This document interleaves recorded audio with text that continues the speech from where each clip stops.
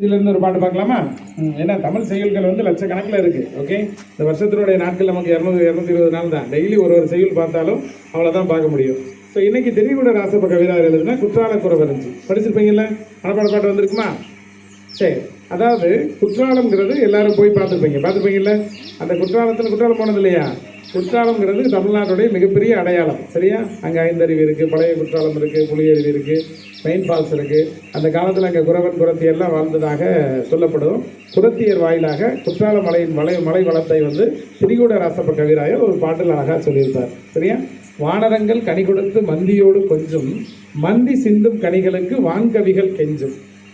மந்தி சிந்தும் கனிகளுக்கு வான்கவிகள் கெஞ்சும், காணவர்கள் வெளியெறிந்து வானவரை அழைப்பர், ககனசித்தர் வந்து வந்து காய சித்தி விளைப்பர், தேனருவி திரையெலும்பி வாணிமொழி ஒழுகும், செங்கதிரோன் பரிக்காலும் தேர்க்காலும் வழுக்கும், கூணநிலம் விரை முடித்த வேணி அலங்கார குற்றால திரிகூட மலையங்கள் மலையே அப்படின்னு அழகாக பாடியிருப்பாங்க. என்ன அர்த்தம்னா, வானரங்கள்ங்கிறது ஆண் குரங்குகள். சரியா? அது பழங்கள் எல்லாம் பறித்து கொடுத்து மந்தினா பெண் குரங்குகள், மந்தியோடு கொஞ்சமா. அப்போ அந்த மந்தி அந்த கனிகள் எல்லாம் தட்டி விடுமா. ஸோ மந்தி சிந்தும் கனிகளுக்கு, அந்த மந்திகள் வந்து தட்டிவிட்ட அந்த கனிகளுக்கு வான்கவிகள் கெஞ்சுமா. வான்கவிகள் அப்படிங்கிறது தேவர்கள், வான்லோகத்தில் இருக்கக்கூடிய தேவர்கள் எல்லாம் அதை எங்களுக்கு தரக்கூடாதா அப்படின்னு கெஞ்சுவாங்களாம். வானரங்கள் கனி கொடுத்து மந்தியோடு கொஞ்சம், மந்தி சிந்தும் கனிகளுக்கு வான்கவிகள் கெஞ்சும், காணவர்கள் அந்த வேடுவர்கள் இருப்பாங்க இல்லையா, காணவர்கள் வெளியெறிந்து வானவரை அழைப்பர், வாங்களேன் அப்படிப்பாங்களாம், வாங்க அங்கேருந்தே பார்த்துக்கிருந்தா எப்படி அப்படிம்பாங்களாம். கமன சித்தர் வந்து வந்து காய சித்தி விளைப்பர், சித்தர்கள் நிறைந்த இடம். அங்கே பொதிகை மலை இருக்குது, அங்கே தான் வந்து திருநெல்வேலி அந்த ஏரியா ஃபுல்லாக பார்த்தீங்கன்னா மலை வாழ்ந்த இடங்கள் தான். அங்கே ஒரு தோரண மலைன்னு கூட ஒரு மலை இருக்குது. அங்கே தான் அகத்தியர் முதல்ல வந்து கபால அறுவை சிகிச்சை செஞ்சார்.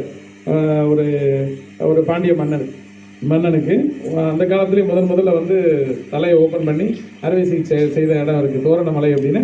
தோரணமலையில் ஏறி பார்த்தோம் அப்படின்னா அங்கேருந்து குற்றால அருவி தெரியும். நான் இப்போ சமீபத்தில் தான் போயிட்டு வந்தேன். ஸோ அந்த மலை வளம் வந்து மிக்க இடம். ஸோ ககன சித்தர் வந்து வந்து காய சித்தி விளைப்பர். அங்கே தேரையர் அப்படின்னு ஒரு சித்தர் இருந்தார், ராமதேவர் இருந்தாங்க, அகத்தியர் இருந்தாங்க, நிறைய சித்தர்கள் இருந்தாங்க. அவங்கெல்லாம் அங்கே வந்து நிறைய அந்த சித்து வேலைகள் செய்தெல்லாம் இது பண்ணுவாங்களாம். அந்த குற்றால அருவி வந்து வானம் வரைக்கும் போய் அங்கேருந்து வலிந்து ஓடுமா. அப்போது சூரிய பகவான் இருக்கார் இல்லையா, அவர் 12 குதிரைகள் கூட்டிய தேரில் போவாராம். அப்படியே அந்த சக்கரமெல்லாம் வழுக்குமா தண்ணியில், கிரிப்பு கிடைக்காம. அந்த குற்றால அருவியினுடைய பிரவாகத்தில் அந்த சக்கரம் வழுக்கி அந்த தேர் வந்து வழுக்குமா. இப்போ செங்கதிரிகோன் பரிக்காலும் தேர்க்காலும், பரினா குதிரை, பரிக்காலும் தேர்க்காலும் வழுக்குமா, கூணல் இளம் பெறை முடித்த வேணி அலங்காரர், அந்த இளம்பெறையை தலையை சூடிய சிவபெருமான் வந்து குடிக்கொண்ட இடம் எங்கள் மலையே அப்படின்னு சொல்கிறாங்க. முடிஞ்சால் அந்த சீசனில் மறுபடியும் குற்றாலத்துக்கு ஒரு டூர் போயிட்டு வருவோம். ஸோ மலை வளமும் கனி வளமும் குறிப்பாக சொல் வளமும் மிக்க பாடல் இந்த பாடல். திரிகூட ராசப்ப கவிராயர் எழுதுனா ஒரு அற்புதமான பாடல். முடிந்தால் அதை படித்து அதை ரசித்து பார்க்கணும். எந்த இடத்துக்கு போனாலுமே அந்த இடத்த ரசித்து பழகணும். சரியா? குற்றாலத்தில் போனவுடனே குளிச்சுட்டு மட்டும் ஓடி வந்துடக்கூடாது. அதை நின்று பார்த்து ரசித்து அதை அழகாக மெய்மறக்கிறதுக்கு இந்த கவி வந்து நமக்கு மிகவும் உறுதுணையாக இருக்குது.